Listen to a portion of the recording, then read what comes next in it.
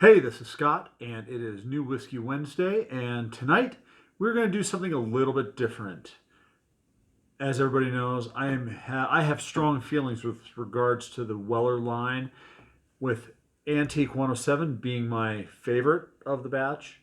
But a couple weeks ago, while we were at my mother's passing, I did get a chance to open up my bottle of 10-year-old Rip Van Winkle. And I think because it's the same mash bill, it's the same family, I think it's time to do a little shootout whether or not I can tell the difference between Rip Van Winkle 10-year or Weller Antique 107. Stay tuned.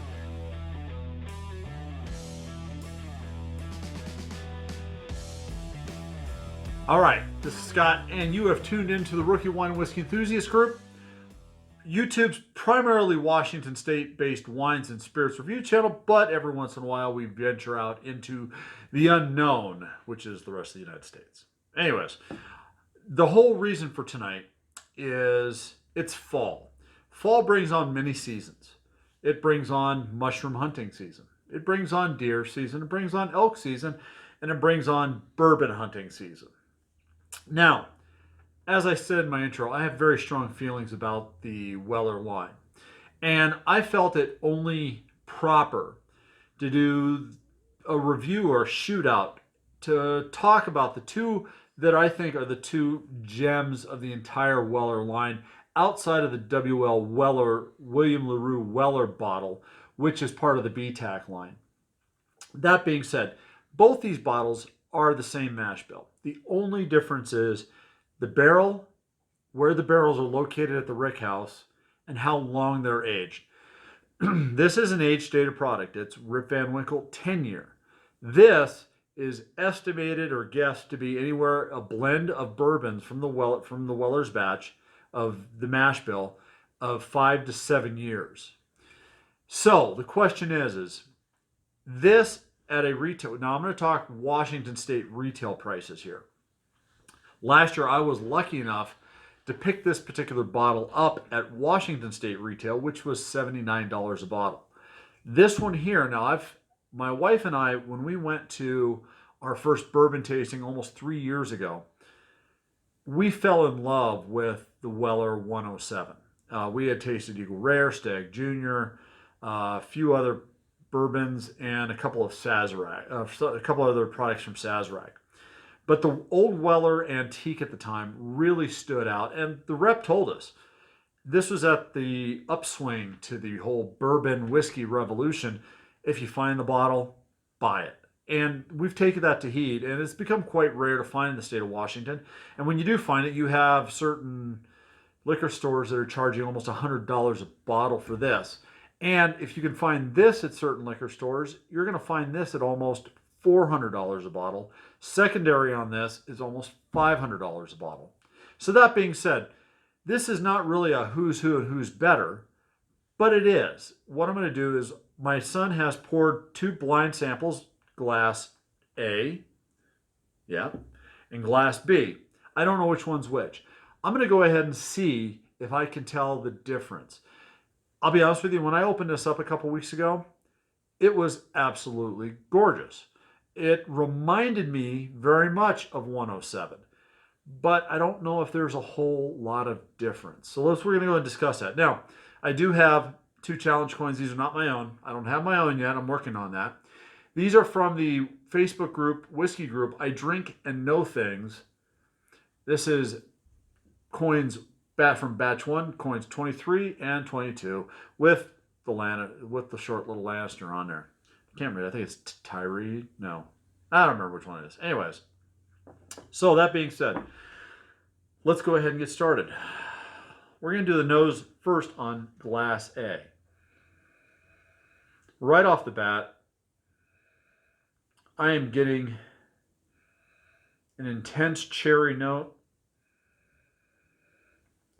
Little bit of spice, more like nutmeg, not cinnamon. Now remember, these are wheaters too, so these are going to be sweeter. There's a vanilla and a little bit of oak.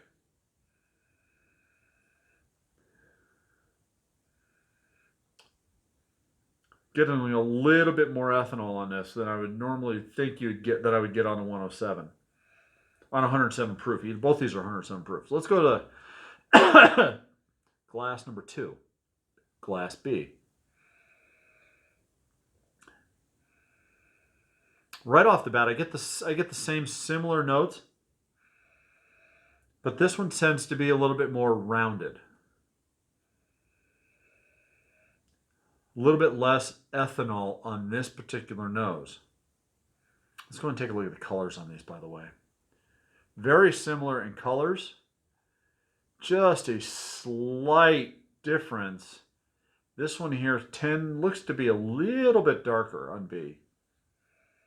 Now, that may or may not be due to the fact that maybe the darker, typically when you have darker bourbons, it means longer aged.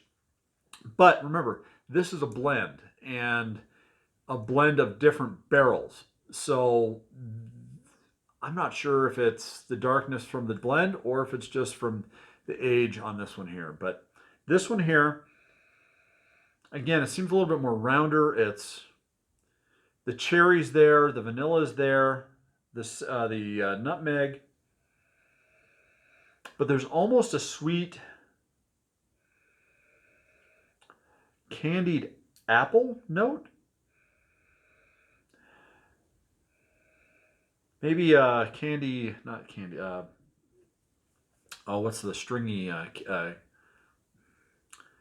candy that you get at fairs? You know what I'm talking about. Anyways, it'll come to me here in a second. Right off the bat, I'll tell you right now, B smells a little bit more pleasant than A does. Yeah, A is a little bit more harsh on the nose. All right, let's go ahead. Now I do have my bottle of Pellegrino, and when I do tastings and shootouts and things like that,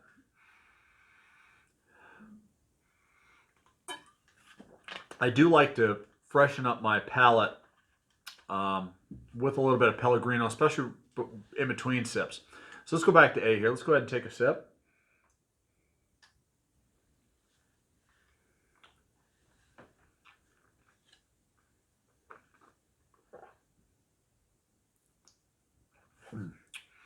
That sweetness right off the bat. A little bit more candied cherry this time. The vanilla, there's oak. A little bit more of there's an oak bitterness to it. It's not unpleasant. I actually like that. A little bit of more toffee. And it's actually making me want to... It's actually got a fairly decent finish to it. The mid palate is still there. It's very sweet. It's very savory. Interesting.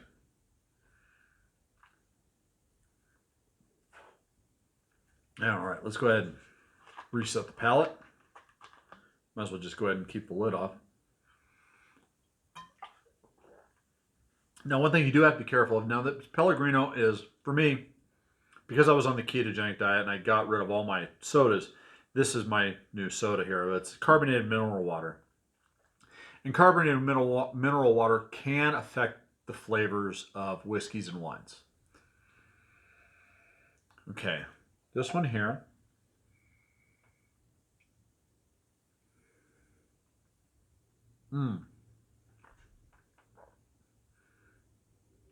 Right off the bat, it has a much more intense sweetness to it. Again, the flavor's a little bit more rounded. It's almost like there's a the rough edges have been kind of shaved off. You still get the Kentucky hug, the toffee, the vanilla. You know, I'm gonna. There's the sweetness, that candied apple a little bit. There's a little bit more spice in this one on the palate, and it's a little bit more savory than Glass A. So I guess the question is I'll be honest with you. I'm leaning, and I'm going to have my son announce here in a minute what it was. But I'm going to let me go back to A here real fast.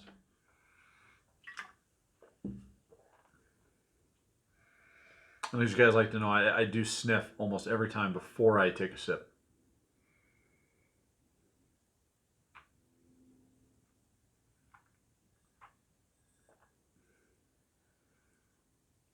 Yeah, that is a little bit sharper,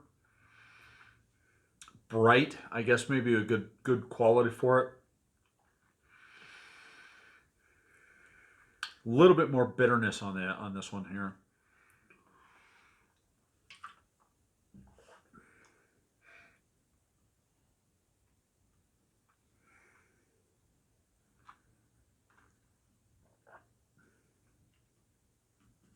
Okay, I'm going to make my announcement. I think they're both excellent. I enjoy them. I enjoy them both. But if I were to guess, and like I said, I'm a fan of the Antique 107. Based on what I'm tasting here, I think B is probably the Rip Van Winkle, just because it tends to be a little bit more rounded, especially around the flavors. They mesh a little bit more. At least that's what it seems to me. And I think A is the Antique 107.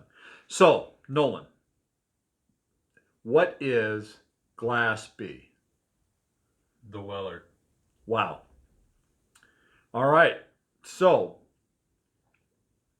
the Weller is actually Glass B. I had them completely backwards. Either way, they're both excellent bourbons. However, do I recommend you buy this one? Because that's what it really comes down to. I always highly recommend. If you are a fan of Weller Special Reserve or Weller 12-year, to be honest with you, don't waste your money on those two bottles. Buy the Antique 107. It is a superior bourbon to those two. That being said, this is an excellent bourbon as well. Is it worth secondary? Hell no. This is not a $500 bottle. It is not a $400 bottle. It is not a $300 bottle. Hell, I would be hard pressed to pay $200 for a bottle of this. To have it on my shelf, I think the most I would pay is $150. And even then, $150 in the state of Washington will get me 2 bottles of Antique 107. So, that being said, they're both excellent bourbons. And being to the same mash bill, I can go ahead and blend them. So, that being said, if you guys like this content, please go ahead and hit the thumbs up. Love to hear you guys' thoughts. Have you guys had the 107? Have you had the Rip Van Winkle 10yr? Do you guys think I'm completely off base with regards to how I did this review? Please go ahead and let me put it down in the comments down below. Let me know what you think. Would you guys pay for either bottle? Also, if you want to continue to see more of this content, go ahead and hit the subscribe button. When you hit the subscribe button, the little bell icon will pop up, and you can go ahead and hit that. And that way, when I have these great ideas to do these types of reviews, you'll be first notified. Also, please hit the thumbs up button. That way, the whole algorithms thing that YouTube likes to do can say, hey, if you're looking for this review, here it is. So, that being said, do me a favor. There's 2 Facebook groups I'd like you guys to take a look at. One is the I Drink and Know Things whiskey group. The other is called the Whiskey Gallery. Both of them are smaller groups. They don't even compete with they don't even compete with any of the larger groups, but they're a little bit more intimate. They're a little bit more friendly. Please go ahead and check them out. Let them know that Scott sent you. So that being said, as always, please drink responsibly, and life is too short for either bad wine or bad whiskey. Neither one of these bottles is a bad whiskey. Both are excellent. It's all depending on what you want to pay. Salon.